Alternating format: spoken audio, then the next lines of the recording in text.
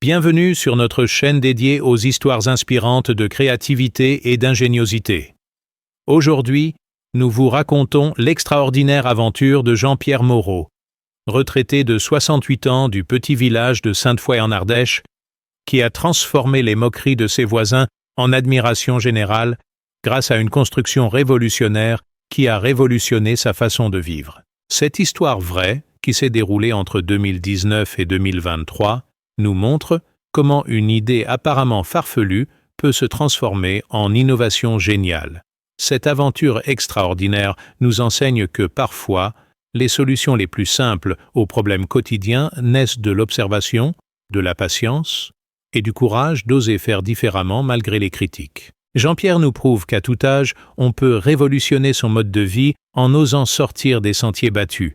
N'oubliez pas de vous abonner à notre chaîne pour découvrir d'autres récits fascinants d'innovation et de créativité. Mettez un pouce bleu si cette introduction vous intrigue. Et laissez-nous un commentaire en nous indiquant de quel pays et de quelle ville vous regardez cette vidéo. Votre soutien nous encourage à continuer de partager ces histoires, qui prouvent que l'ingéniosité française n'a pas de limite. Préparez-vous à découvrir comment un retraité audacieux a transformé son quotidien et inspiré tout un village. Paragraphe 1. L'histoire commence au printemps 2019, dans le charmant village de Sainte-Foy en Ardèche, niché entre les vallons boisés et les vignobles centenaires qui caractérisent cette région préservée du sud-est de la France. Jean-Pierre Moreau, ancien ingénieur des ponts et chaussées fraîchement retraité après 40 années de service dévoué à l'État, venait d'acquérir une ancienne ferme du XVIIIe siècle qu'il comptait rénover pour y passer ses vieux jours en compagnie de son épouse Simone. Cette maison de pierre typiquement ardéchoise, avec ses murs épais et ses volets de bois peint en bleu lavande, représentait pour lui l'aboutissement d'une vie de labeur et l'espoir d'une retraite paisible au cœur de la nature française. La propriété, d'une superficie de 3000 mètres carrés, comportait la maison principale de 120 mètres carrés, plusieurs dépendances agricoles désaffectées, et un magnifique terrain arboré dominé par de vieux chênes centenaires et quelques châtaigniers majestueux. Jean-Pierre, homme méticuleux et observateur forgé par des décennies de gestion de projets d'infrastructure, avait immédiatement identifié les défis que représenterait l'entretien de cette propriété, notamment en matière de chauffage durant les rudes hivers ardéchois, où les températures peuvent descendre jusqu'à 10 degrés Celsius. Le chauffage au bois constituait une nécessité absolue dans cette région montagneuse où le gaz de ville n'arrivait pas et où l'électricité coûtait une fortune pour chauffer efficacement une vieille bâtisse aux murs épais, mais à l'isolation perfectible. Jean-Pierre avait calculé qu'il lui faudrait environ 15 stères de bois dur, chêne, hêtre, charme, pour passer l'hiver confortablement, représentant un investissement annuel de près de 1 200 € et surtout un défi logistique considérable pour le stockage et la conservation de cette importante quantité de combustible. Le problème du stockage du bois se révéla rapidement critique lors du premier hiver 2019-2020. Jean-Pierre avait commencé par empiler ses stères dans l'ancienne grange, mais l'humidité persistante de ce local mal ventilé transformait rapidement son bois sec en combustible de piètre qualité qui fumait abondamment et chauffait mal. Ces tentatives de stockage sous de simples bâches dans la cour se soldèrent par des échecs cuisants. Le vent emportait les protections, la pluie s'infiltrait partout, et la neige rendait l'accès au tas de bois particulièrement pénible pour un homme de 65 ans, aux articulations déjà douloureuses. « Cette situation est intenable », confiait-il à son épouse Simone en février 2020, après avoir passé une matinée entière à dégager la neige de ces tas de bois humides. Il faut absolument que je trouve une solution pour garder notre combustible au sec et facilement accessible. Je ne peux pas continuer à me battre contre les intempéries à chaque fois que nous avons besoin d'alimenter le poêle. Cette frustration quotidienne, partagée par des milliers de propriétaires ruraux français, allait déclencher chez cet ingénieur retraité une réflexion approfondie sur les solutions techniques envisageables. Sa formation d'ingénieur des ponts et chaussées, spécialisé dans les infrastructures de transport et la gestion des contraintes climatiques, avait aiguisé chez Jean-Pierre un sens aigu de l'observation et une approche méthodique des problèmes techniques. Il commença donc par analyser scientifiquement son défi. Maintenir 15 stères de bois à un taux d'humidité inférieur à 20%, tout en garantissant un accès facile par tous les temps, le tout en optimisant l'espace disponible et en minimisant les coûts de construction et d'entretien. Ses premières recherches l'amenèrent à étudier les solutions traditionnelles, abris à bois classique, appentis, hangars préfabriqués. Mais aucune de ces options ne le satisfaisait pleinement. Les abris traditionnels étaient soit trop petits, soit trop coûteux, soit inadaptés à la configuration particulière de sa propriété. « Il me faut quelque chose de plus ambitieux », se disait-il, quelque chose qui intègre parfaitement le stockage du bois dans l'architecture globale de la propriété. C'est en observant attentivement sa maison pendant plusieurs semaines qu'une idée révolutionnaire germa dans son esprit d'ingénieur. Et si, au lieu de construire un abri séparé pour le bois, il créait une structure qui engloberait partiellement la maison elle-même, cette intuition, apparemment farfelue, allait se transformer en un projet architectural audacieux qui révolutionnerait non seulement son mode de vie, mais aussi la perception de ses voisins sur les possibilités d'innovation en milieu rural. L'idée mûrit lentement durant le printemps 2020, période de confinement qui lui laissa tout le loisir de dessiner, calculer et planifier. Jean-Pierre envisageait désormais de construire une sorte de manteau architectural autour d'une partie de sa maison. Une structure légère, mais robuste, qui créerait un espace de stockage parfaitement protégé, tout en améliorant l'isolation thermique de l'habitation et en créant un espace de vie extérieur couvert utilisable toute l'année. Paragraphe 2. Durant l'été 2020, Jean-Pierre se lança dans une phase intensive de conception et de planification de son projet révolutionnaire. Sa formation d'ingénieur lui permettait de maîtriser les aspects techniques, mais il devait également naviguer dans le dédale administratif des autorisations de construction en milieu rural classé. La mairie de Sainte-Foy en Ardèche, d'abord perplexe devant ce projet inhabituel, finit par délivrer un permis de construire après 3 mois de discussion et d'ajustement du dossier technique. Le concept qu'avait développé Jean-Pierre était d'une simplicité géniale. Il s'agissait de créer une galerie couverte de 4 mètres de large sur 25 mètres de long qui courrait le long de la façade sud et d'une partie de la façade est de sa maison. Cette structure, soutenue par des poteaux en bois local de châtaignier traité, serait couverte d'une toiture en tôle ondulée avec gouttière intégrée pour la récupération d'eau de pluie et fermée sur ses côtés extérieurs par un treillis bois ajouré permettant une ventilation optimale. Cette galerie multifonctionnelle servirait simultanément d'abri pour ses 15 stères de bois parfaitement organisés en compartiments, d'espace de stockage pour ses outils de jardinage et son matériel de bricolage, de zones de préparation et de séchage pour les légumes de son potager, et surtout de magnifiques terrasses couvertes de 100 mètres carrés, utilisables par tous les temps pour les repas en famille, les réceptions entre voisins et les activités de loisirs. L'aspect le plus innovant du projet résidait dans son système de ventilation naturelle soigneusement calculé.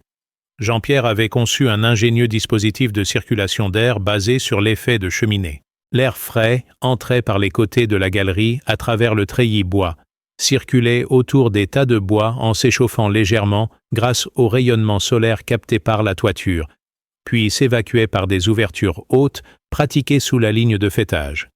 Ce flux d'air permanent garantissait un séchage optimal du bois, même par temps humides. La conception incluait également un système révolutionnaire de stockage modulaire. Des casiers en bois amovibles de dimensions standardisées, 1 mm, 8 mm, 0 5 mm, qui permettaient de segmenter et d'organiser le stockage selon la qualité et la date de coupe du bois. Chaque casier était surélevé de 20 cm du sol grâce à des tasseaux, évitant tout contact avec l'humidité du sol et facilitant la circulation de l'air sous les tas. Ce système modulaire permettait aussi une rotation optimale des stocks selon le principe première entrée, premier sorti.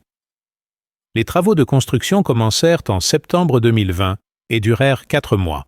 Jean-Pierre réalisant lui-même 80% du chantier avec l'aide occasionnelle de son fils Julien, ingénieur informatique venu de Lyon pour assister son père durant ses week-ends. Cette approche participative permettait non seulement des économies substantielles, le projet total ne coûta que 500 € contre les 2 000 et 5 000 euros qu'aurait réclamé une entreprise, mais aussi une satisfaction personnelle immense de créer de ses propres mains cette infrastructure qui transformerait son quotidien. Le chantier attira rapidement la curiosité, puis les moqueries bienveillantes des habitants du village. Jean-Pierre construit une cathédrale pour ses bûches, plaisantait Michel Dubois, son voisin immédiat et ancien maire du village. Il va falloir que je loue des jumelles pour voir sa maison derrière cette construction, ironisait Marie Leblanc, l'épicière du village qui tenait le bureau de tabac-presse. Ces commentaires amusés, prononcés sans méchanceté, mais avec ce scepticisme bon enfant caractéristique des communautés rurales face aux innovations, étaient rapportés à Jean-Pierre par son épouse Simone qui faisait ses courses au village. Ces moqueries ne décourageaient nullement Jean-Pierre. Au contraire, elles renforçaient sa détermination à prouver que son concept était non seulement viable, mais révolutionnaire. « Ils verront bien cet hiver », répondait-il philosophiquement à sa femme. « Quand ils pataugeront dans la gadoue pour aller chercher leur bois mouillé dans leurs abris de fortune, nous nous servirons au sec dans notre galerie chauffée par le soleil. » Cette confiance inébranlable en son projet, nourrie par ses calculs d'ingénieur et son expérience technique, l'aidait à surmonter les moments de doute et les difficultés techniques du chantier. La structure prenait forme rapidement sous ses mains expertes. Les fondations, coulées en béton sur 60 cm de profondeur pour éviter les effets du gel, supportaient 12 poteaux en châtaignier de 20 cm de diamètre, essence locale réputée pour sa résistance naturelle à l'humidité et aux insectes.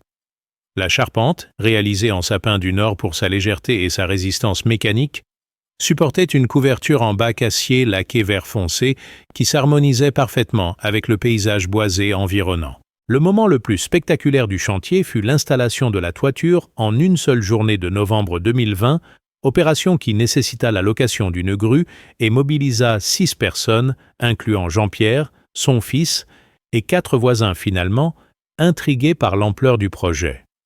Cette journée de solidarité villageoise, ponctuée de pauses café et d'apéritifs improvisés, marqua un tournant dans la perception du projet par la communauté locale qui commençait à comprendre l'ambition et l'intelligence de cette construction atypique.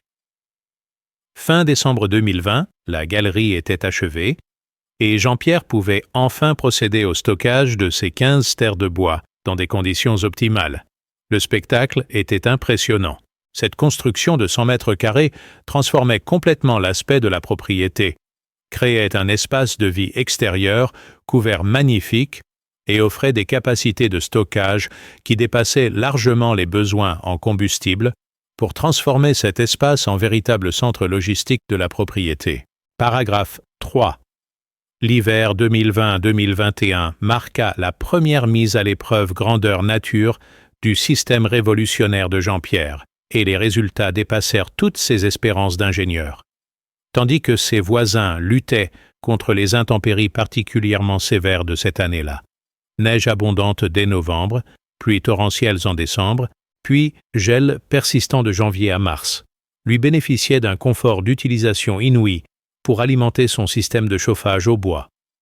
Sa galerie se révélait être un microclimat parfaitement contrôlé où le taux d'humidité du bois stocké ne dépassait jamais 18%, garantissant un pouvoir calorifique optimal et une combustion propre sans fumée excessive. Le système de ventilation naturelle fonctionnait exactement comme prévu dans ses calculs d'ingénieur.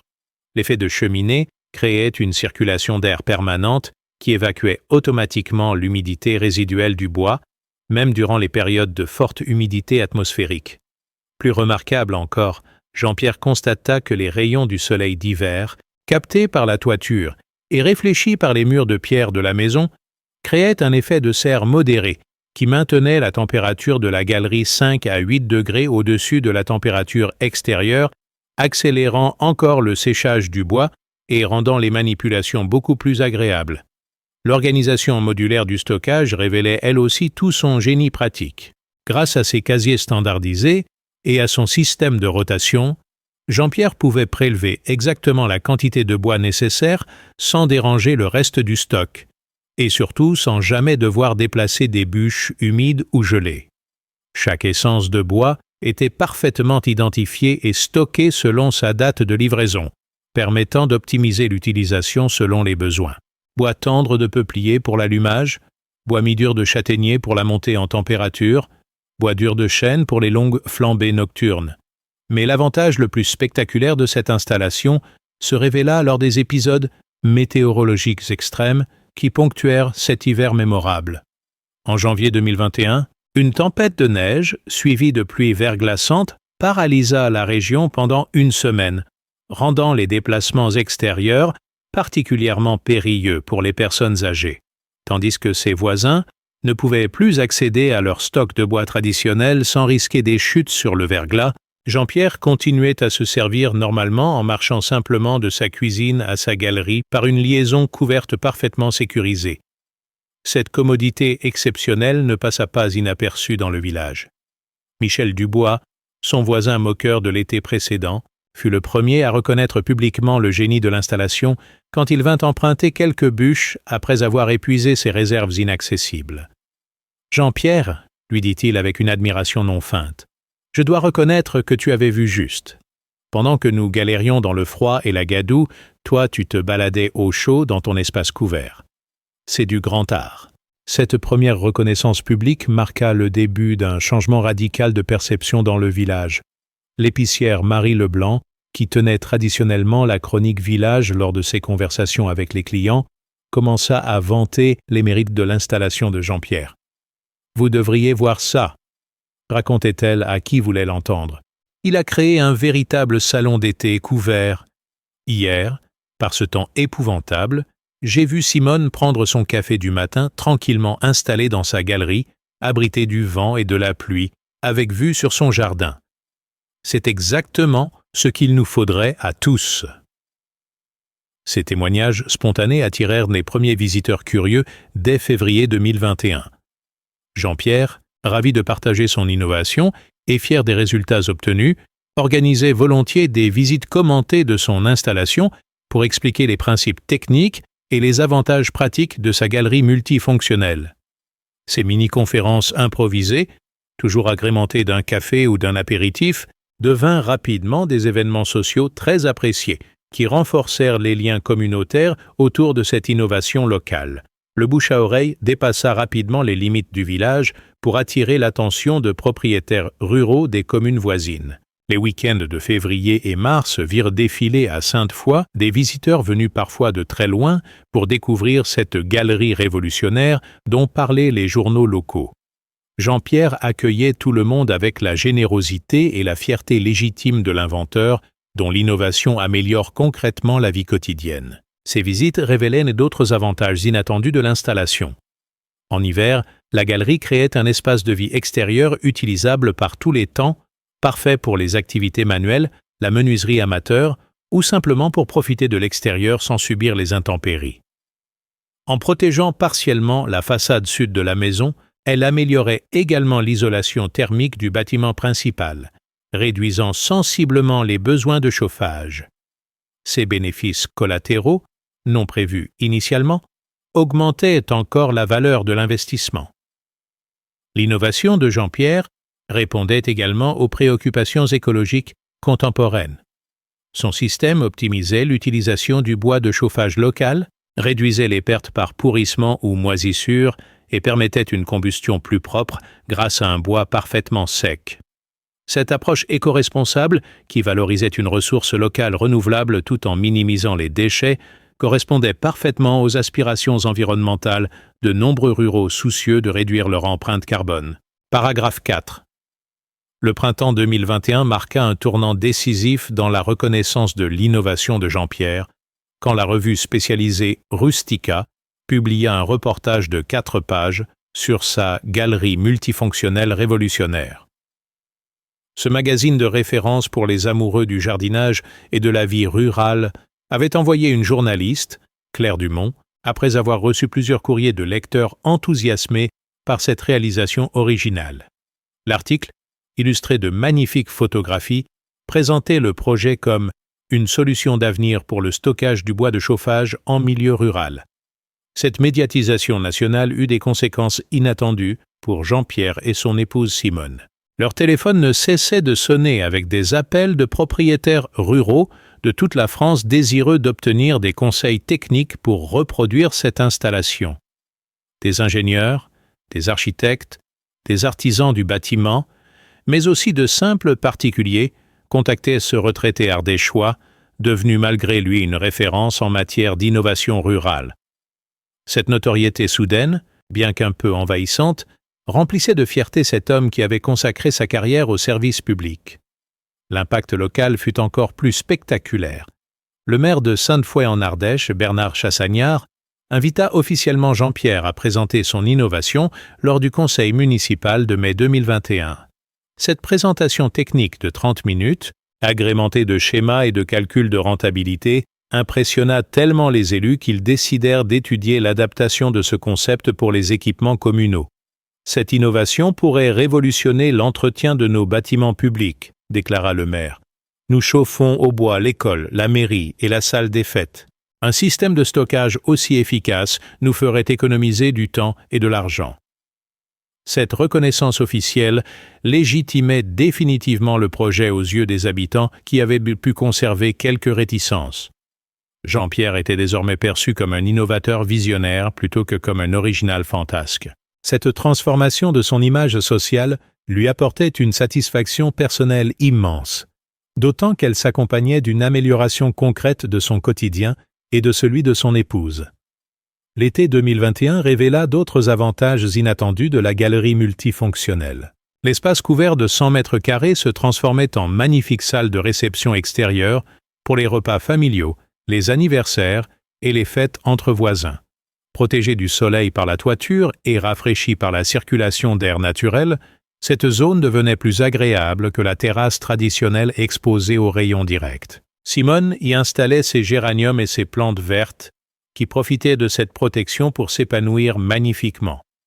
La galerie révéla aussi son potentiel comme atelier de bricolage polyvalent. Jean-Pierre y installa un établi mobile, des rangements pour ses outils et même un petit tour à bois pour ses loisirs créatifs. Cet espace couvert, bien éclairé naturellement et parfaitement ventilé, offrait des conditions de travail idéales pour la menuiserie, la réparation de matériel agricole ou l'entretien des outils de jardinage.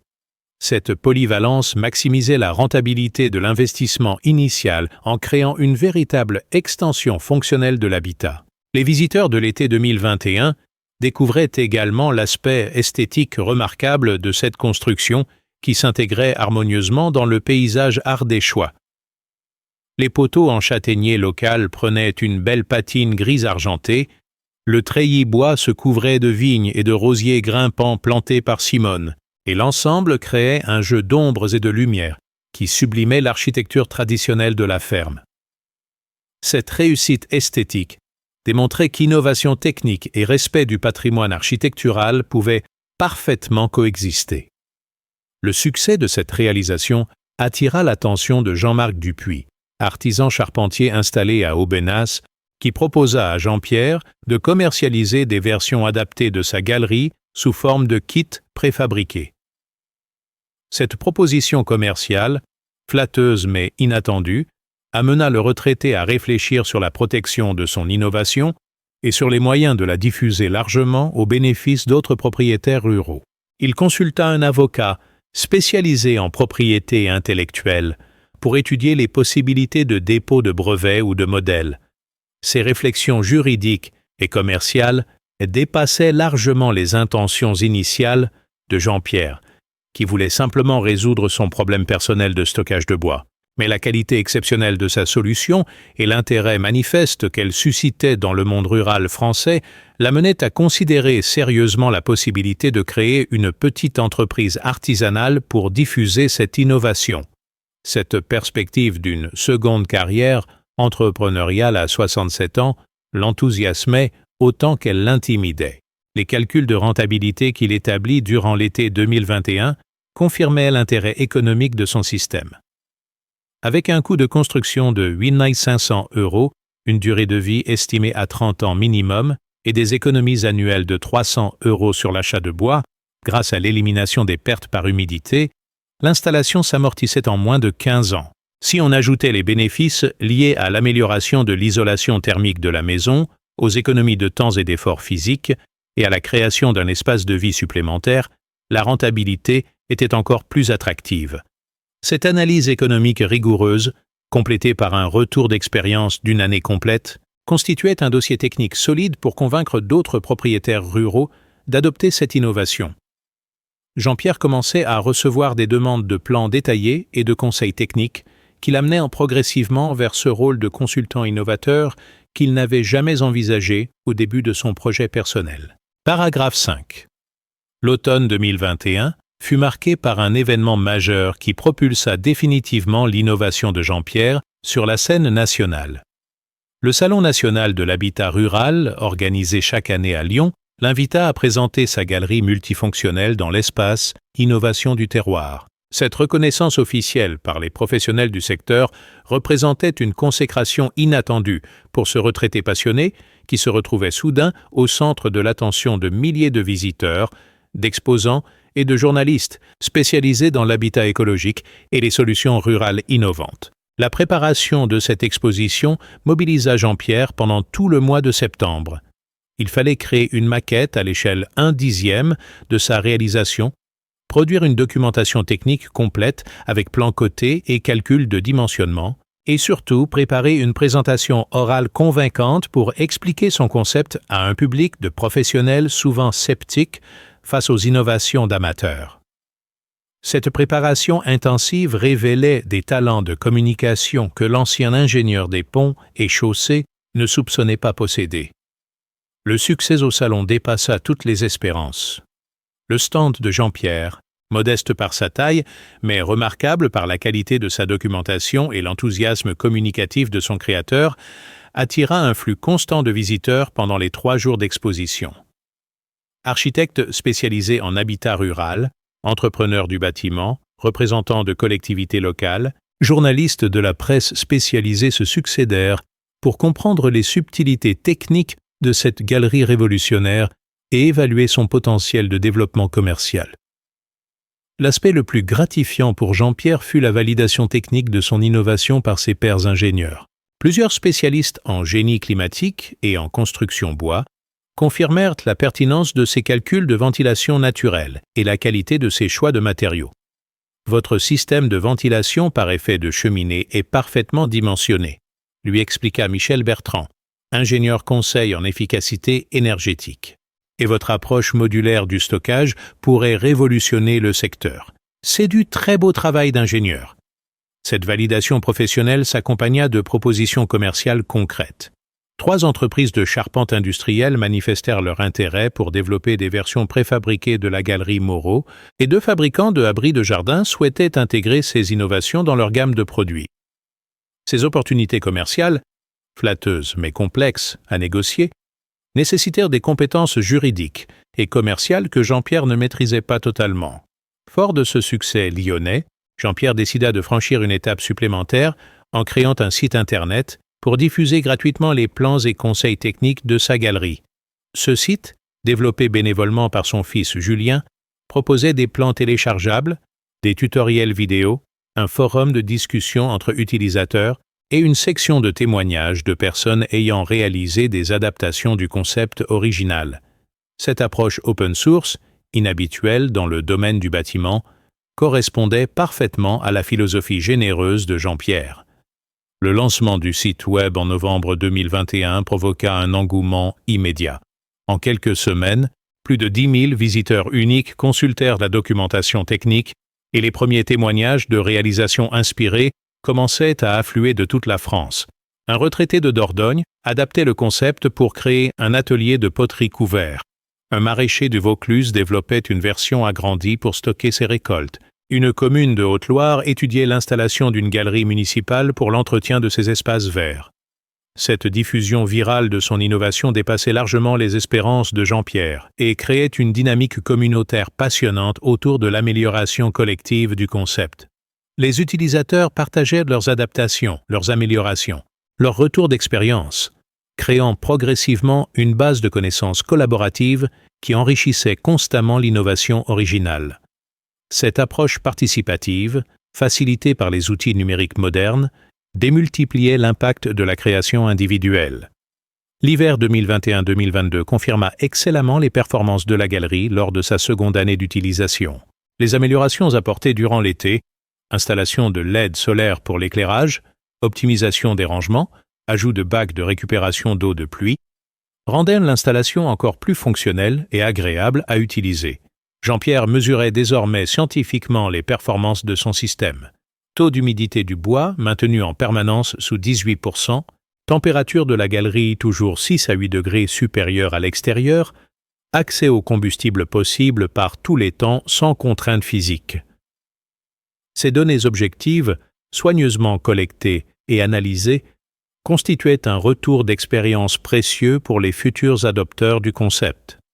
Jean-Pierre publiait régulièrement ces mesures sur son site Internet, accompagné de photographies et de commentaires techniques qui aidaient les autres utilisateurs à optimiser leurs propres installations. Cette démarche scientifique rigoureuse, inhabituelle pour un projet personnel, renforçait la crédibilité de l'innovation et facilitait sa diffusion. La reconnaissance locale atteignit son apogée en décembre 2021, quand la commune de Sainte-Foy en Ardèche décida d'installer une galerie municipale inspirée du concept Moreau pour stocker le bois destiné au chauffage des bâtiments publics. Ce projet communal, confié à l'entreprise locale de charpente qui avait suivi les conseils techniques de Jean-Pierre, représentait une validation publique exceptionnelle de l'innovation. L'inauguration officielle en présence du député de l'Ardèche et du président du conseil départemental transforma définitivement l'ancien ingénieur en personnalité locale respectée et écoutée. Cette évolution sociale de simple retraité bricoleur à innovateur reconnu apportait à Jean-Pierre une satisfaction personnelle immense qui dépassait largement les aspects techniques de son projet. À 68 ans, il découvrait une nouvelle vocation de diffuseur d'innovation rurale qui donnait un sens inattendu à sa retraite et valorisait magnifiquement son expérience professionnelle d'ingénieur au service de l'intérêt général. Paragraphe 6. L'année 2022 marqua une accélération spectaculaire de la diffusion du concept Moreau avec la création de la première Communauté des galeries multifonctionnelles de France. Association Loi 1901, présidée par Jean-Pierre lui-même et regroupant déjà plus de 200 propriétaires ruraux ayant adopté ou adapté son innovation. Cette structure associative, suggérée par les utilisateurs les plus actifs du forum Internet, visait à fédérer les expériences, organiser des rencontres techniques et développer collectivement des améliorations du concept original. L'Assemblée générale constitutive, organisée à Sainte-Foy en Ardèche en avril 2022, rassembla 80 participants venus de toute la France pour partager leurs réalisations et leurs retours d'expérience.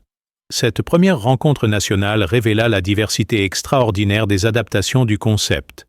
Galeries viticoles pour protéger le matériel de vendange, ateliers artisanaux couverts, espaces de stockage pour exploitation maraîchère, abris pour matériel communal et même applications urbaines pour jardins partagés et copropriétés soucieuses d'écologie. Le témoignage le plus remarquable fut celui de la famille Rousseau, vignerons en Bourgogne, qui avaient adapté la galerie pour créer un espace de stockage et de préparation pour leur exploitation viticole. Le concept de Jean-Pierre a révolutionné notre organisation, expliquait Pierre Rousseau. Notre galerie de 150 mètres carrés nous sert pour stocker le matériel viticole à l'abri, préparer les commandes, recevoir les clients pour les dégustations et même organiser des événements œnotouristiques. C'est devenu le cœur vivant de notre exploitation. Cette diversification des applications démontrait la pertinence universelle des principes techniques développés par Jean-Pierre. Protection efficace contre les intempéries, ventilation naturelle optimisée, modularité du stockage, intégration harmonieuse dans l'architecture existante, rentabilité économique attractive.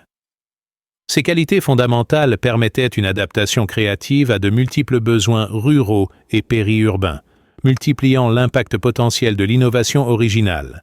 L'association décida de structurer cette diversité en créant des groupes de travail spécialisés selon les domaines d'application. Agriculture, viticulture, artisanat rural, collectivité locale, particuliers. Chaque groupe développait des adaptations techniques spécifiques tout en respectant les principes fondamentaux du concept Moreau. Cette organisation collaborative permettait une innovation continue et décentralisée qui enrichissait constamment l'approche initiale. Jean-Pierre assume avec fierté et humilité son rôle de parrain technique de cette communauté grandissante. Il consacrait désormais plusieurs heures par semaine à répondre aux questions techniques, valider les adaptations proposées et surtout encourager la créativité des adopteurs. Mon objectif n'est pas que tout le monde copie exactement ma galerie, expliquait-il lors des rencontres, mais que chacun s'inspire de mes principes pour créer la solution optimale pour ses propres besoins. Cette philosophie open source de l'innovation open source, rare dans le domaine du bâtiment traditionnellement protégé par des brevets et des secrets industriels, créait une dynamique collaborative exceptionnelle. Les améliorations développées par un utilisateur bénéficiaient rapidement à toute la communauté via le site Internet et les rencontres régionales. Cette émulation collective accélérait considérablement le processus d'innovation et permettait d'atteindre rapidement un niveau de sophistication technique qu'aucun innovateur isolé n'aurait pu développer seul. L'impact économique de cette diffusion commençait à devenir significatif. Plusieurs entreprises artisanales s'étaient spécialisées dans la construction de galeries Moreau, créant des emplois locaux qualifiés et développant un savoir-faire technique spécifique.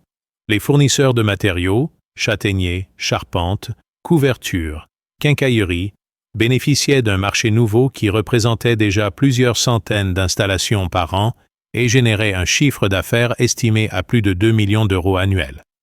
Cette réussite économique collective, générée par le partage gratuit d'une innovation individuelle, illustrait parfaitement le potentiel de l'économie collaborative appliquée au secteur du bâtiment rural.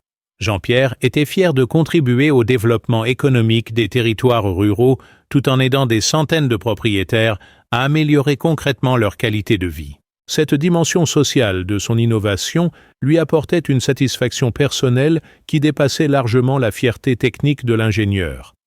L'été 2022 vit naître le premier Tour de France des Galeries Remarquables, initiative touristique originale qui proposait aux adhérents de l'association de visiter les réalisations les plus innovantes lors de leurs vacances. Cette démarche, à mi-chemin entre tourisme rural et formation technique, renforçait les liens communautaires tout en diffusant les bonnes pratiques. Jean-Pierre et Simone accueillaient ainsi régulièrement des groupes de visiteurs dans leurs galeries originelles, devenue une sorte de lieu de pèlerinage pour les passionnés d'innovation rurale. Ces visites révélaient un aspect inattendu du succès, l'impact sur le territoire de Sainte-Foy-en-Ardèche qui bénéficiait d'une notoriété nouvelle liée à cette innovation locale. L'Office de tourisme intercommunal avait créé un circuit des innovations rurales qui attirait une clientèle nouvelle de visiteurs intéressés par les solutions écologiques et l'architecture bioclimatique. Cette retombée touristique, modeste mais réelle, contribuait au dynamisme économique local et valorisait l'image de ce territoire rural innovant. L'automne 2022 apporta une reconnaissance institutionnelle majeure avec l'attribution à Jean-Pierre du prix de l'innovation rurale, décerné par le ministère de l'Agriculture lors du Salon de l'Agriculture de Paris. Cette distinction nationale, remise en présence du ministre et largement médiatisée, consacrait définitivement la valeur de son innovation et son impact sur le développement rural français. À 69 ans, cet ingénieur retraité recevait ainsi la plus haute reconnaissance officielle pour une création née de la simple volonté de résoudre un problème quotidien. Paragraphe 7. L'année 2023 s'ouvrit sur de nouveaux horizons pour Jean-Pierre, avec la signature d'un partenariat inédit entre son association et l'École nationale supérieure d'architecture de Lyon. Cette collaboration académique, proposée par le professeur Marie Delacroix, spécialisé en architecture bioclimatique, visait à intégrer l'étude du concept Moreau dans le cursus des futurs architectes, comme exemple de innovation vernaculaire contemporaine. Cette reconnaissance universitaire marquait l'entrée de l'innovation de Jean-Pierre dans l'enseignement officiel de l'architecture française. Les étudiants de master participèrent à un atelier de recherche de 3 mois pour analyser scientifiquement les performances thermiques et aérauliques de la galerie originelle. Cette étude approfondie, menée avec des instruments de mesure professionnels et des logiciels de simulation numérique, confirma brillamment les intuitions d'ingénieur de Jean-Pierre. Les résultats démontraient que le système de ventilation naturelle était optimisé à 94% de son potentiel théorique, performance remarquable pour une conception empirique basée sur l'expérience et le bon sens. Cette validation scientifique ouvrit de nouveaux développements. Les étudiants proposèrent plusieurs améliorations. Intégration de capteurs solaires pour l'eau chaude sanitaire, récupération optimisée des eaux de pluie pour l'arrosage, module photovoltaïque intégré dans la toiture pour l'autonomie électrique partielle. Ces évolutions technologiques, respectueuses de la philosophie originelle de simplicité et de durabilité, enrichissaient le concept sans le dénaturer. Parallèlement, l'association développait son action internationale avec la création d'antennes en Suisse, en Belgique et même au Québec, où des propriétaires ruraux adaptaient le concept aux contraintes climatiques locales. Cette diffusion francophone révélait l'universalité des principes développés par Jean-Pierre et leur capacité d'adaptation à des contextes géographiques variés.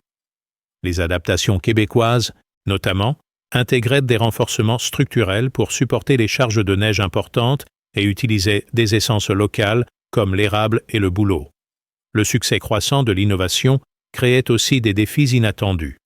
Plusieurs entreprises tentèrent de commercialiser des galeries Moreau industrialisées sans respecter les principes techniques fondamentaux, produisant des installations de qualité médiocre qui nuisaient à la réputation du concept. Jean-Pierre dut engager une réflexion juridique sur la protection de son innovation, tout en préservant l'esprit de partage gratuit qui avait fait son succès. La solution adoptée fut la création d'un label de qualité Galerie Moreau, décerné par l'association aux réalisations respectant un cahier des charges techniques précis.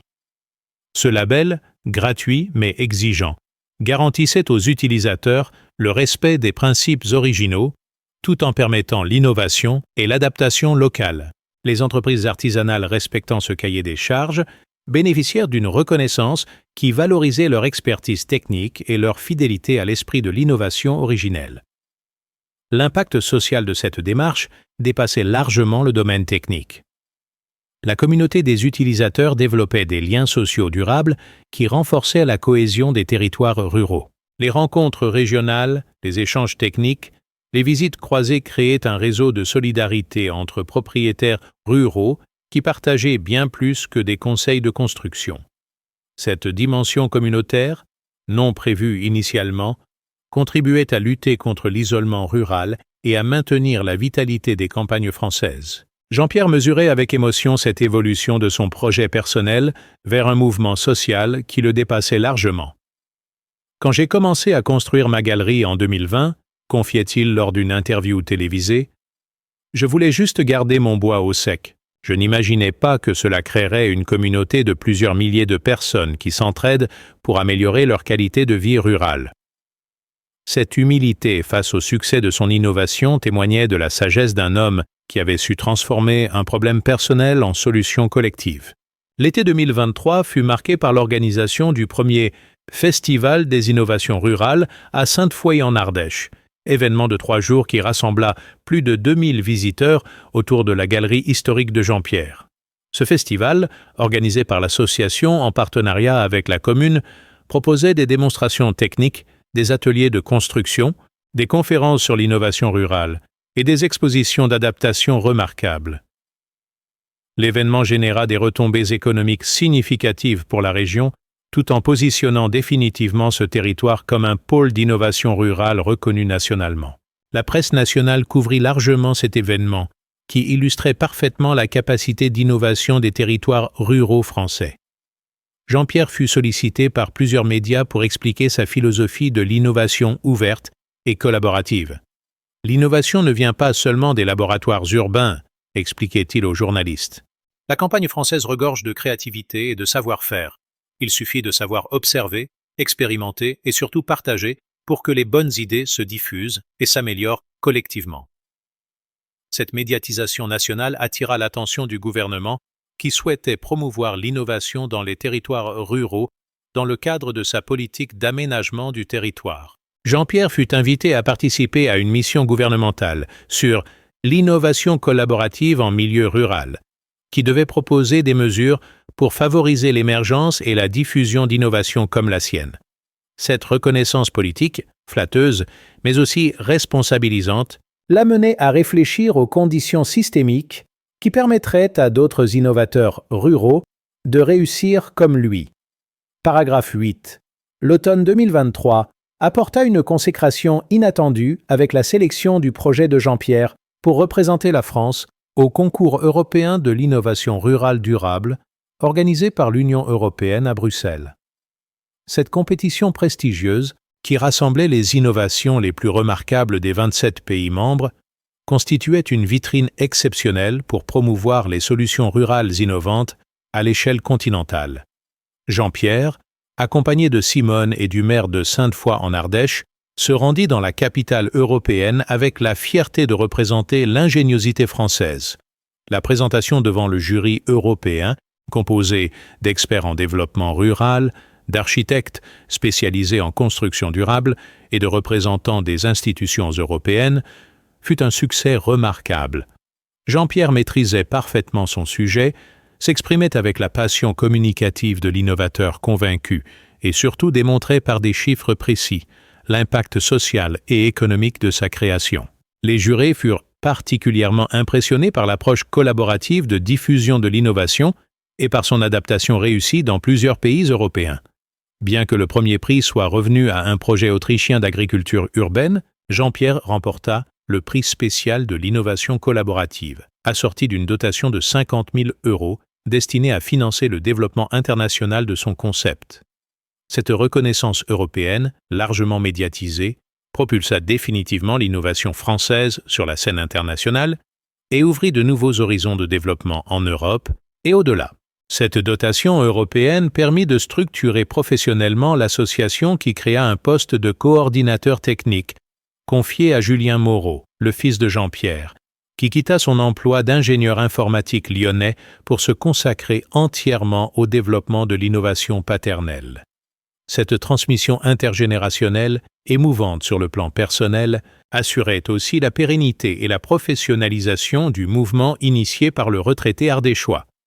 Julien apporta ses compétences numériques pour développer une plateforme collaborative plus sophistiquée, incluant des outils de conception assistés par ordinateur, des simulateurs de performance thermique et un configurateur en ligne permettant aux utilisateurs de dimensionner leur galerie selon leurs besoins spécifiques. Ces outils numériques, gratuits et open source, démocratisaient l'accès à l'innovation en permettant à chacun de concevoir sa propre adaptation sans compétences techniques approfondies.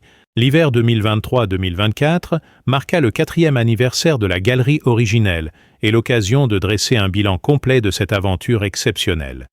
Les performances de l'installation restaient excellentes. Bois maintenu à un taux d'humidité optimal, consommation de chauffage réduite de 20% grâce à l'amélioration de l'isolation thermique de la maison, espace de vie extérieur utilisé toute l'année, satisfaction totale des utilisateurs. Mais au-delà de ces aspects de technique, c'était toute la vie du couple Moreau qui avait été transformée par cette innovation. Jean-Pierre, désormais âgé de 70 ans, avait trouvé dans cette aventure une seconde jeunesse intellectuelle et sociale qui donnait un sens profond à sa retraite. Sa notoriété locale et nationale lui apportait une reconnaissance personnelle gratifiante. Ses voyages pour présenter son innovation lui faisaient découvrir de nouveaux territoires et de nouveaux amis. Son rôle de mentor technique auprès des adopteurs lui permettait de transmettre son expertise d'ingénieur. Cette seconde carrière, non planifiée mais passionnante, illustrait parfaitement le potentiel créatif des seniors français.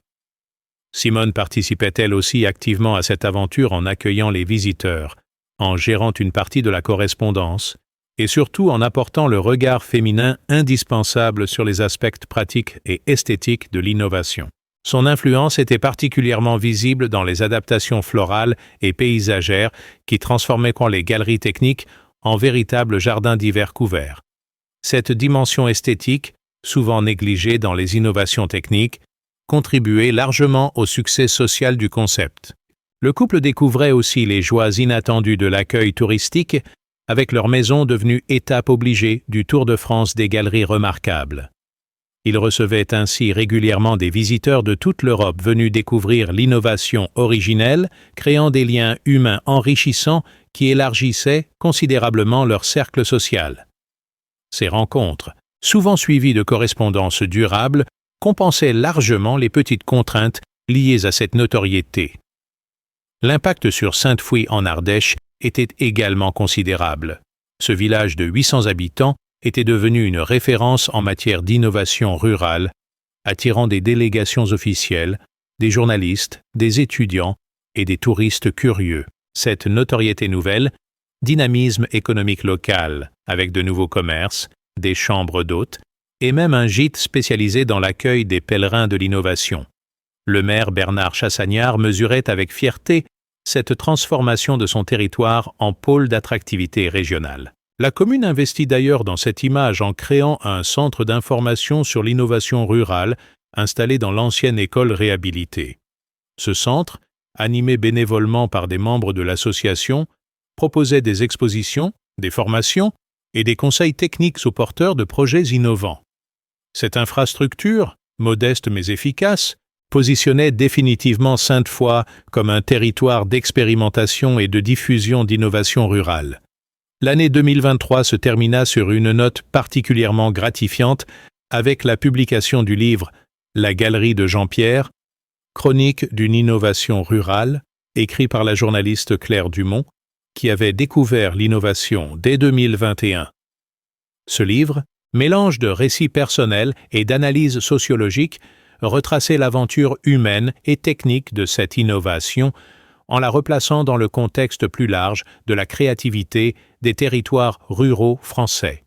Le succès de ce livre, rapidement épuisé en librairie, témoignait de l'intérêt du public pour ces histoires d'innovation qui prouvent que la France profonde reste créative et dynamique. Paragraphe 9. L'année 2024 s'ouvrit sur de nouveaux défis et opportunités avec la création de Moreau Innovation, entreprise sociale créée par Julien pour structurer professionnellement le développement international du concept tout en préservant sa philosophie collaborative et open source. Cette structure hybride, entre associations à but non lucratif et entreprises commerciales, visait à générer les ressources nécessaires au développement technique tout en maintenant la gratuité de l'accès aux plans et conseils pour les particuliers. Cette innovation organisationnelle, aussi audacieuse que l'innovation technique originale, cherchait à concilier impact social et viabilité économique. Le premier projet d'envergure de cette nouvelle structure fut le développement d'une galerie Moreau 2.0 intégrant les dernières innovations technologiques, panneaux solaires intégrés, systèmes de récupération et de traitement des eaux de pluie, domotique pour la gestion automatisée de la ventilation et de l'éclairage, matériaux biosourcés pour une empreinte carbone minimale. Cette version high-tech, développée en partenariat avec l'École d'architecture de Lyon, visait à démontrer que tradition et innovation technologique pouvaient parfaitement s'harmoniser. L'installation de cette galerie pilote sur la propriété de Jean-Pierre attira immédiatement l'attention des spécialistes en construction durable et des collectivités territoriales soucieuses d'exemplarité environnementale. Cette réalisation expérimentale, équipée de capteurs en temps réel et connectée à une plateforme de monitoring numérique, fournissait des données précieuses sur les performances comparées des différentes technologies intégrées. Ces mesures scientifiques renforçaient la crédibilité technique de l'innovation tout en ouvrant des perspectives de développement vers le marché des bâtiments intelligents. L'année 2024 s'ouvrit sur de nouveaux défis et opportunités avec la création de Moreau Innovation, entreprise sociale créée par Julien pour structurer professionnellement le développement international du concept tout en préservant sa philosophie collaborative et open source. Cette structure hybride, entre associations à but non lucratif et entreprises commerciales, visait à générer les ressources nécessaires au développement technique tout en maintenant la gratuité de l'accès aux plans et conseils pour les particuliers. Cette innovation organisationnelle, aussi audacieuse que l'innovation technique originale, cherchait à concilier impact social et viabilité économique.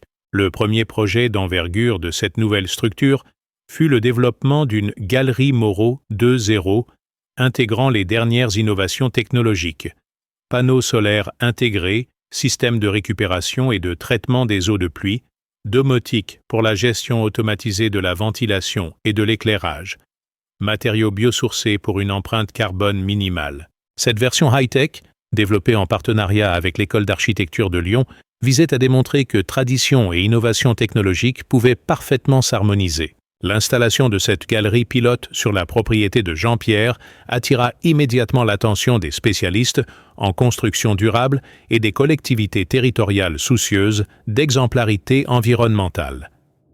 Cette réalisation expérimentale, équipée de capteurs en temps réel et connectée à une plateforme de monitoring numérique, fournissait des données précieuses sur les performances comparées des différentes technologies intégrées.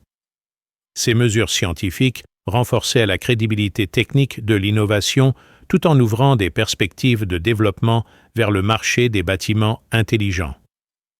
Parallèlement, l'impact social de l'innovation continuait de s'amplifier avec la création de 12 antennes régionales de l'association en France et de 8 antennes internationales en Europe, Afrique du Nord et Amérique du Nord. Chaque antenne adaptait le concept aux spécificités locales. Matériaux régionaux, contraintes climatiques, traditions architecturales, réglementation nationale, cette décentralisation créative enrichissait constamment l'innovation originale tout en préservant ses principes fondamentaux de simplicité, durabilité et efficacité. L'antenne québécoise développait des versions renforcées pour les charges de neige importantes, l'antenne marocaine adaptait le concept aux climats arides avec des systèmes d'ombrage et de rafraîchissement naturel. L'antenne allemande intégrait les technologies de construction passive les plus avancées. Cette diversité géographique démontrait l'universalité des principes développés par Jean-Pierre et leur capacité d'adaptation à tous les contextes climatiques et culturels. Le succès international attira l'attention de l'ONU Habitat, qui invita Jean-Pierre à présenter son innovation lors de la conférence mondiale sur l'habitat durable de Nairobi en septembre 2024. Cette tribune exceptionnelle, devant 2000 délégués représentant 180 pays, consacrait définitivement l'innovation française comme référence mondiale en matière de construction rurale durable. Jean-Pierre, accompagné de Julien et de représentants de plusieurs antennes internationales, présenta une synthèse de 5 années d'innovation collaborative qui impressionna l'Assemblée internationale. Cette reconnaissance onusienne ouvrit de nouveaux horizons avec des demandes de coopération technique émanant de pays en développement soucieux d'améliorer l'habitat rural de leur population. L'association signa des accords de partenariat avec des ONG œuvrant au Sénégal, au Guatemala et au Cambodge pour adapter le concept Moro aux besoins de développement rural dans ces régions. Ces projets humanitaires, financés par des fondations et des organismes de coopération internationale, donnaient une dimension solidaire particulièrement gratifiante à l'innovation française. L'impact sur la commune de Sainte-Foy-en-Ardèche atteignait désormais des proportions remarquables. Le village accueillait plus de 15 000 visiteurs annuels venus découvrir l'innovation originelle, générant une activité touristique qui représentait 30% de l'économie locale. 3 nouveaux commerces s'étaient créés. L'ancien café avait rouvert sous la forme d'un café innovation, proposant des espaces de coworking pour les télétravailleurs urbains séduits par ce territoire créatif, et 2 artisans s'étaient spécialisés dans la construction de galeries Moreau. Cette transformation économique s'accompagnait d'un renouveau démographique exceptionnel pour une commune rurale ardéchoise. 15 nouvelles familles s'étaient installées depuis 2020, attirées par cette image d'innovation et par les opportunités professionnelles créées par le succès de l'innovation locale. Ces néo-ruraux, souvent jeunes et qualifiés, apportaient une dynamique nouvelle tout en respectant l'identité du territoire. La population de Sainte-Foy était ainsi remontée à 950 habitants, inversant pour la première fois depuis 1960 la courbe démographique déclinante.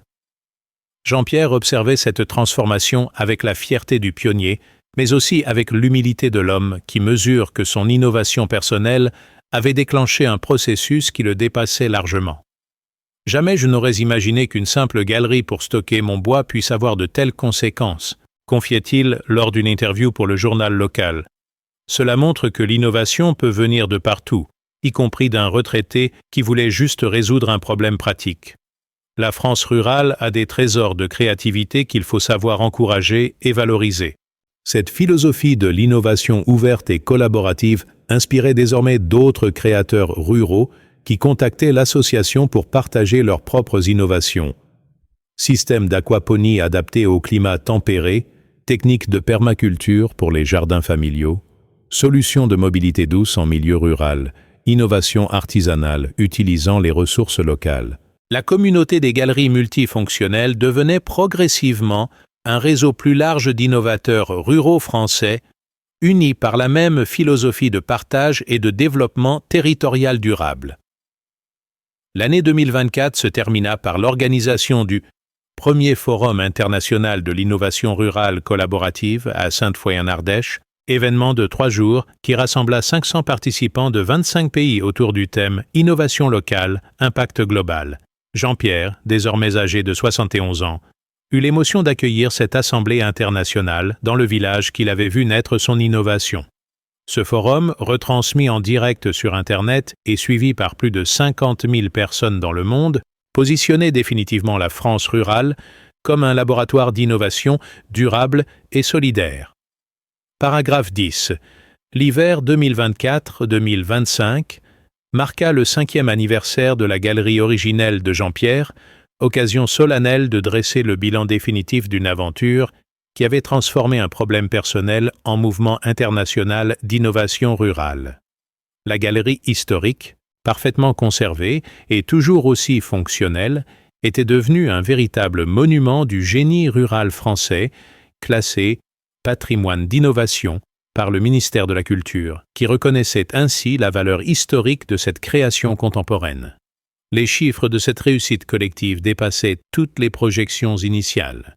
Plus de 8000 galeries Moreau construites dans 35 pays, 50 000 utilisateurs actifs de la communauté collaborative, 200 entreprises artisanales spécialisées créées en Europe, un chiffre d'affaires annuel généré estimé à 45 millions d'euros, 2000 emplois directs et indirects créés dans les territoires ruraux. Ces données économiques, impressionnantes pour une innovation issue d'un bricolage personnel, démontraient le potentiel de développement de l'économie rurale quand elle s'appuie sur la créativité et l'innovation. Mais au-delà des aspects économiques, c'était l'impact social et territorial de cette innovation qui impressionnait le plus les observateurs. L'association avait documenté 150 cas de revitalisation de communes rurales directement liés à l'installation d'innovations Moreau, création d'entreprises, installation de nouvelles familles, développement d'activités touristiques, renforcement des liens sociaux locaux. Cette capacité de l'innovation technique à générer du développement territorial constituait un modèle inspirant pour les politiques d'aménagement rural. Jean-Pierre, devenu malgré lui une figure nationale de l'innovation rurale, était régulièrement consulté par les pouvoirs publics sur les moyens de favoriser l'émergence d'innovations similaires dans les territoires. Ses recommandations étaient simples, mais profondes. Encourager l'expérimentation locale, faciliter le partage d'expériences, soutenir les approches collaboratives, valoriser les compétences des retraités actifs, créer des espaces de liberté réglementaire pour les innovations bénéfiques. Ces préconisations, issues de son expérience concrète, influençaient progressivement les politiques publiques d'innovation territoriale.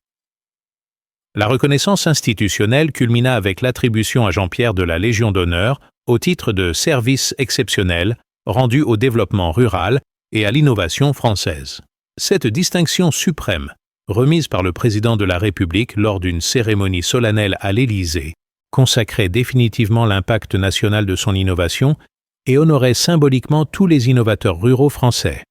Jean-Pierre reçut cette décoration avec l'émotion de l'homme simple qui mesure le chemin parcouru depuis ses premières bûches, empilées sous une bâche dans sa cour. Cette consécration personnelle s'accompagna de la création du Fonds Jean-Pierre Moreau pour l'innovation rurale, doté de 5 millions d'euros par des mécènes privés et des collectivités territoriales pour soutenir financièrement les innovations rurales émergentes. Ce fonds, géré par l'association en partenariat avec la Fondation de France, offrait des bourses de développement, des prêts à taux zéro et un accompagnement technique aux porteurs de projets innovants dans les territoires ruraux. Cette institutionnalisation du soutien à l'innovation rurale pérennisait l'impact de l'innovation originelle.